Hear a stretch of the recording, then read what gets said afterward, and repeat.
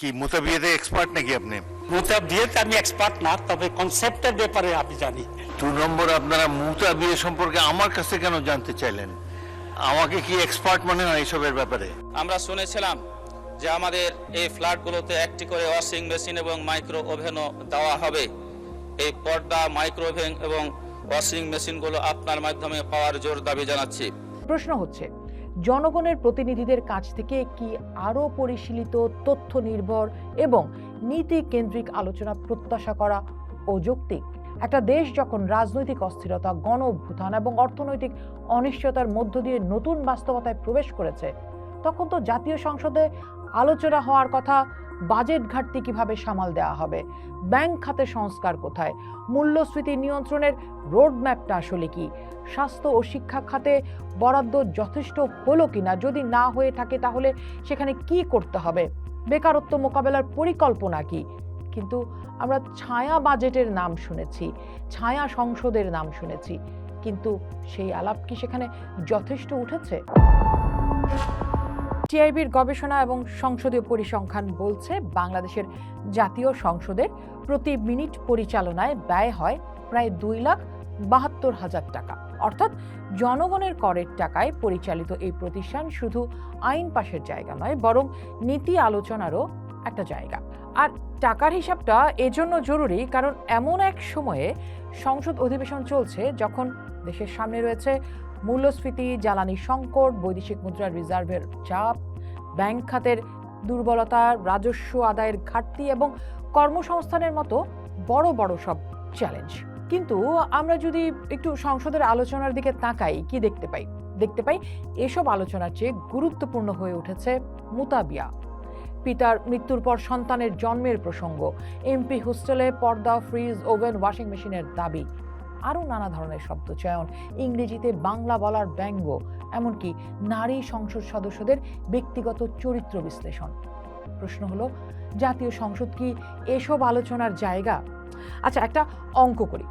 মুতাবিয়া, পিতার মৃত্যুর পর সন্তানের জন্মের প্রসঙ্গ, এমপি হোস্টেলে পর্দা, ফ্রিজ, ওয়াশিং মেশিনের যে দাবি এবং নানা দোষ ধরতে ছিদ্রের উদাহরণ, বা নারী সংসদদের ব্যক্তিগত যে চরিত্র বিশ্লেষণ, এই সমস্ত প্রসঙ্গ নিয়ে আলাপ করতে ঠিক কতটা সময় ব্যয় হয়েছে? আমরা যদি প্রত্যেকটা প্রসঙ্গের জন্য 5 মিনিট করে সময় বরাদ্দ করি, দেখি অন্তত যেগুলো আলোচনা করলাম সেগুলোর জন্য 30 মিনিটের মতো সময় ব্যয় হয়েছে। আর এই সময়টাকে আমরা যদি একটু টাকার অঙ্কে নিয়ে আসি, দেখতে পাই এই 30 মিনিটেই খরচ হয়ে গেছে 81,60,000 টাকা, প্রায় 1 কোটি বলা যেতে পারে। আর টাকাটা যাচ্ছে আপনার আমার দেয়া কর থেকে। যদিও আমরা দেখেছি যে সংসদে যখন মুতাবিয়া নিয়ে কথা হচ্ছে তখন স্পিকারও এই ধরনের আলাপকে নিরুৎসাহিত করেছেন, কিন্তু তাই বলে কি সদস্যরা উৎসাহ হারিয়েছেন? অপ্রয়োজনীয় আলাপ কি হচ্ছে না? বিশ্বের প্রায় সব গণতান্ত্রিক সংসদেই ভাষা ও আচরণ নিয়ে কঠোর নিয়ম রয়েছে। যেমন ব্রিটিশ হাউস অব কমন্সে কোনো সদস্য সরাসরি কাউকে মিথ্যাবাদী বলতে পারেন না, অশালীন বা অবমাননাকর শব্দ ব্যবহার করলে তা কার্যবিবরণী থেকে বাদ দেওয়া হয়। ভারতের লোকসভায়ও অসংসদীয় শব্দের একটা দীর্ঘ তালিকা রয়েছে, কারণ সংসদ কেবল রাজনৈতিক প্রতিদ্বন্দ্বিতার জায়গা নয়, এটি রাষ্ট্রের সবচেয়ে গুরুত্বপূর্ণ প্রতিষ্ঠানগুলোর একটি। এখানে ব্যবহৃত ভাষা শুধু সংসদ সদস্যদের ব্যক্তিগত বিষয় নয়, বরং রাজনৈতিক সংস্কৃতির প্রতিফলন। এবং আমরা সবাই জানি সেই ভাষা সমাজেও প্রভাব ফেলে। তাই প্রশ্ন হচ্ছে, জনগণের প্রতিনিধিদের কাছ থেকে কি আরও পরিশীলিত, তথ্য নির্ভর এবং নীতি কেন্দ্রিক আলোচনা প্রত্যাশা করা অযৌক্তিক? একটা দেশ যখন রাজনৈতিক অস্থিরতা, গণ অভ্যুত্থান এবং অর্থনৈতিক অনিশ্চয়তার মধ্য দিয়ে নতুন বাস্তবতায় প্রবেশ করেছে, তখন তো জাতীয় সংসদে আলোচনা হওয়ার কথা বাজেট ঘাটতি কিভাবে সামাল দেওয়া হবে, ব্যাংক খাতে সংস্কার কোথায়, মূল্যস্ফীতি নিয়ন্ত্রণের রোডম্যাপটা আসলে কি, স্বাস্থ্য ও শিক্ষা খাতে বরাদ্দ যথেষ্ট হলো কিনা, যদি না হয়ে থাকে তাহলে সেখানে কি করতে হবে, বেকারত্ব মোকাবেলার পরিকল্পনা কি। কিন্তু আমরা ছায়া বাজেটের নাম শুনেছি, ছায়া সংসদের নাম শুনেছি, কিন্তু সেই আলাপ কি সেখানে যথেষ্ট উঠেছে? সংসদ তো কোনো টকশো নয়, কোনো সামাজিক আড্ডাও নয়।